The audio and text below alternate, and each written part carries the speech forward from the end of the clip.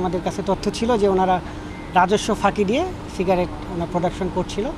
তো সেই প্রেক্ষিতে আমরা অভিযান পরিচালনা করি। আমাদের সাথে আমাদের সম্মানিত র্যাবের প্রতিনিধি ছিলেন, আমাদের কাস্টমসের প্রতিনিধি ছিলেন। তো সকলে মিলেই আমরা এখানে অভিযানটা পরিচালনা করি। তো অভিযান পরিচালনা করতে গিয়ে আমরা এখানে বিপুল পরিমাণ রিইউজ স্ট্যাম্প, যেটা সরকারের একটা বিপুল পরিমাণ রাজস্ব ফাঁকি প্রমাণ পাই। তো সেই প্রেক্ষিতে আমরা ওনাদের বিরুদ্ধে ব্যবস্থা নিয়েছি। আমরা প্রায় 14,000 প্যাকেট